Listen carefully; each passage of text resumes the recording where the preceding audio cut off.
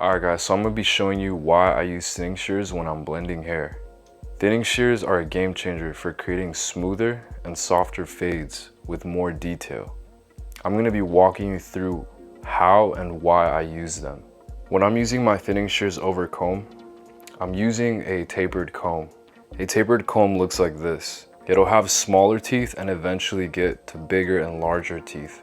I specifically use a tapered comb for either smaller areas that I want to work on or any larger areas that I want to work on.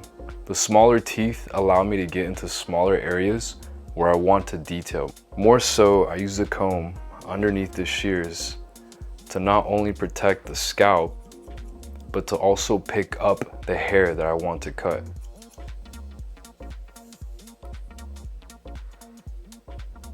So now one of the biggest reasons on why I use my thinning shears is because I can control how much hair I'm blending. Overall, it allows me to control how dark I want to keep certain areas to make my fade better. Not only that, but my thinning shears also help me to avoid the risk of taking my fade way too high with the clipper. For example, if I'm using the wrong guard as a beginner, I'm not sure if that might be the right guard and I might risk taking the fade too high. Well, now I can gradually blend the hair without pushing the fade too high, keeping that structure of the haircut in place. So an example right here, if I feel like I'm gonna go up too high with the clipper, or I simply just want to keep this area right here, the fade, darker, my thinning shears are going to allow me to control that darkness. So I'm going to take my comb and I'm going to go underneath the hair, directly right underneath where I want to cut. Think of your thinning shears as if they're eating that line out, and they're slowly but surely getting rid of that darkness bit by bit. So when I go in and I cut, I can see that it's still too dark. All right, now let me try 2 more snips. It's still kind of dark. So now I can keep going until it starts blending in. And now as you can see, it only took me a few snips to blend that line in. And eventually as I'm moving up, I'm also moving my comb with the thinning shears over it.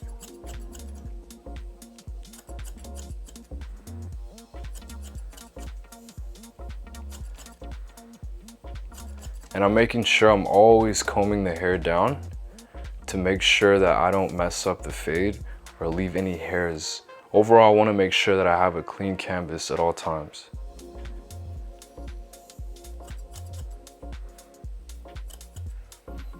Now here I'm going to show you the flexibility in using my thinning shears over comb. Specifically right here, that you can see is a little darker compared to here and here.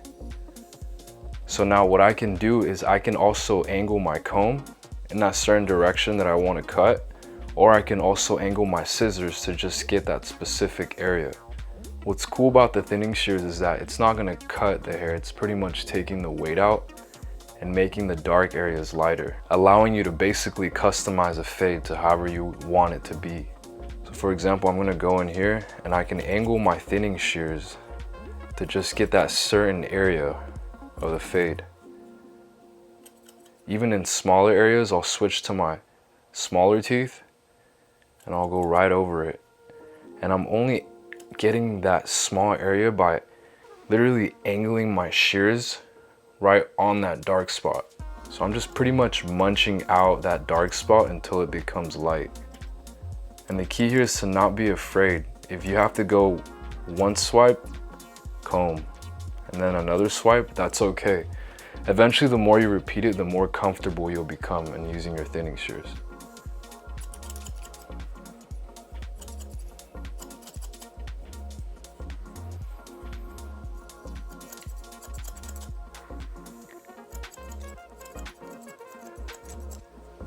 Another helpful thing about the thinning shears is that you can also use them to point cut. I personally prefer the thinning shears over the regular shears because the regular shears, oftentimes when you're point cutting, they take more hair off. So for example, in these smaller dark areas here, I can just simply go over it and cut. Open and close, open and close. However, one thing about point cutting with thinning shears is that as you're pulling out, you want to make sure that your scissors are open.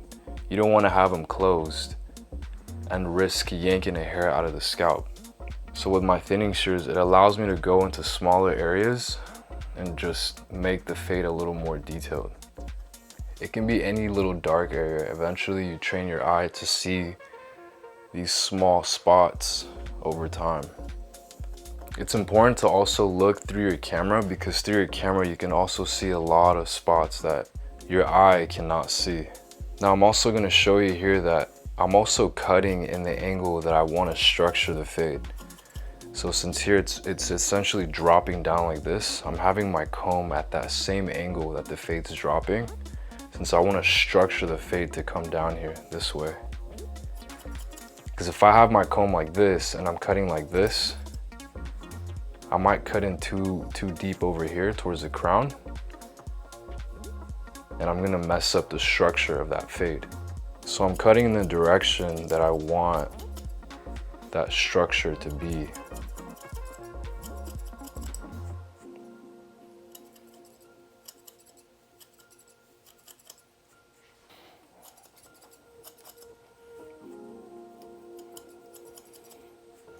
But one thing I do want to say that's really important is to know when and where to use them.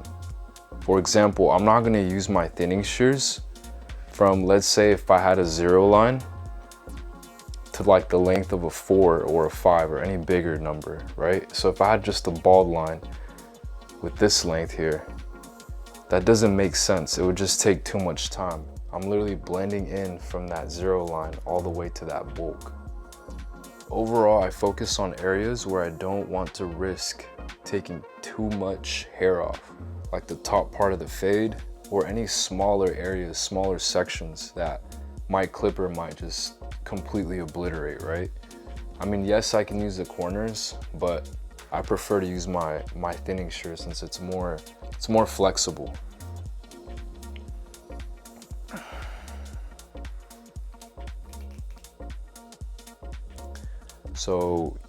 So using them where it makes sense helps me get the perfect finish without overworking the cut.